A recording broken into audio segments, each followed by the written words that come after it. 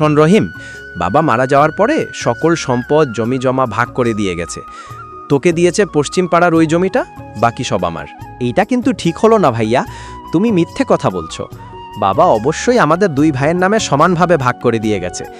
তুমি ইচ্ছে করে ভালো ভালো জমি নিয়ে নিচ্ছ, শুধু আমাকে অনুর্বর জমি দিচ্ছ যেটাতে ফসল হয় না। আমি ওইটাতে কিভাবে ফসল ফলাবো ভাই?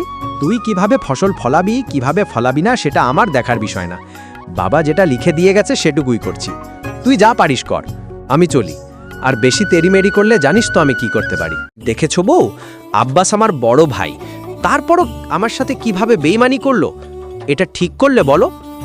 আসলে কি জানো, ছোটবেলায় ভাই বোন একসাথে থাকে এবং বলে ছোটবেলায় যেমন একসাথে আছি, বড় হলেও একসাথে থাকবো, একে অপরকে দেখব। কিন্তু বড় হওয়ার সাথে সাথে নিজের ভাইও দেখে না। ভাইয়ের কথা শুনে মন খারাপ কইরো না, দুঃখ পেও না। যতই হোক উনি তোমার বড় ভাই, গুরুজন, আর গুরুজনকে সম্মান করতে হয়। তবে আমরা ওই অনুর্বর জমিটাকে তাসের জমি করব, একসাথে মিলেমিশে কাজ করব। ওই জমিতেই দেখো ফসল ফলাবো। চিন্তা করো না, মহান রাব্বুল আলামিন, মহান আল্লাহ আমাদের পাশে আছেন। এরপর রহিম তার বউ একসাথে যাচ্ছে তাদের নিজেদের জমিতে চাষ করতে। রহিমের হাতে কোদাল, বউয়ের হাতে খাবারের টিফিন বক্স নিয়ে চলেছে জমির দিকে। এরপর রহিম কোদাল দিয়ে জমি কুপিয়ে চাষ করা শুরু করলো। রহিমের বউ পাশে দাঁড়িয়ে দেখছে এবং ভাবছে তার স্বামী একদিন সফল হবে। দেখেছো বউ, আজ আমার জমিতে সোনালী ধান হয়েছে।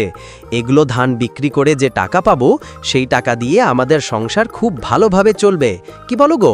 ঠিকই বলেছ গো, আজ আমি খুব খুশি, খুব আনন্দিত। আমিও ভাবতে পারিনি আমাদের অনুর্বর জমিতে এত ভালো ফসল হবে।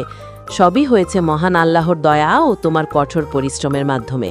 মহান আল্লাহর কাছে হাজার হাজার শুকরিয়া। বুঝলে বউ, আমার ভাইটাকে যে জমি দিয়েছি না, ওই জমিতে 10 বছরে ফসল ফলবে না। ওই জমিটাই দিয়ে দিছি ওরে।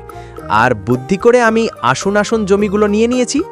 এখন যাই, দেখে আসি আমার ওই বলদ ভাইটা কেমন ফসল ফলাচ্ছে। তোমার তো বুদ্ধির তুলনা নেই, তোমার সত্যি অনেক বুদ্ধি। আর দেরি করো না, তাড়াতাড়ি গিয়ে দেখে আসো। আরে বাহ, আবার বলদ ভাইটাকে কি করছে? যে জমিতে 10 বছর ফসল উৎপাদন হবে না, সেই জমিতে 6 মাসের মধ্যে ধান ফলিয়ে ফেলল। আর আমার এত ভালো ভালো জমি থাকা সত্ত্বেও ভালো ফসল হলো না। আবার দেখতেছি ভাইয়ের জমিতে ধান কাটানো শুরু হয়ে গেছে।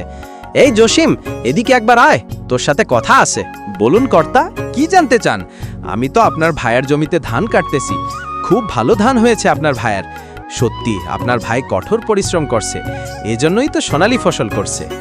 সর্বনাশ হয়ে গেছে বউ, সর্বনাশ হয়ে গেছে। আমার এত ভালো ভালো জমি থাকা সত্ত্বেও আমার একটাও জমিতে ভালো ফসল হলো না। আর যে জমিতে 10 বছর ফসল হতো না, সে জমিতে আমার ভাই সোনালী ধান ভালাইছে। এ কি করে সম্ভব? চলো এক্ষুনি আমার ভাইয়ের বাড়িতে। ভাই, তোকে আমি যে জমিটা দিছিলাম, ওটা তো পাথরের জমি, ফসলই হতো না। তারপরও তুই কিভাবে ফসল উৎপাদন করলি? আর আমার জমিতে হলো না? ভাই, সবই হয়েছে আমার কঠোর পরিশ্রম এবং আল্লাহর দোয়ায়। তুই তো জানিস আল্লাহ মেহেরবান, দয়ালু এবং সর্বশক্তিমান। আল্লাহ চাইলে সব সম্ভব। আমার ইচ্ছে ছিল, আমার বিশ্বাস ছিল, আমি পরিশ্রম করলে আমার জমিতে ফসল হবে, তাই হয়েছে। আর তোর জমিতে হয়লই, কারণ তুই কাজ করাইছিস যাদেরকে দিয়ে, তাদেরকে তুই কম বেতন দিয়েছিলি, সঠিক বেতন দিস নাই। এর জন্য ওরা কাজে ফাঁকি দিছে, এর জন্যই হয়নি। ভাই, আমাকে তুই ক্ষমা করে দে। আমার বাবার সব সম্পত্তি আমি শুধু নিজের নামেই করে নিয়েছি। তোকে শুধু একটাই জমি দিয়েছিলাম। তোর সাথে আমি অন্যায় করেছি। আজকে যদি আমরা দুই ভাই মিলে সকল সম্পত্তি ভাগ করে নিতাম এবং একসাথে মিলেমিশে কাজ করতাম, তাহলে আমার এতটা লস হতো না। আমাকে ক্ষমা করে দে ভাই। আর আমরা এবার আমার বাবার সম্পত্তি দুই ভাই মৃত্তিকাও ভালো করব, সমানভাবে ভাগ করে নিব। আয় ভাই, আমরা একসাথে মিলেমিশে জীবন কাটাবো।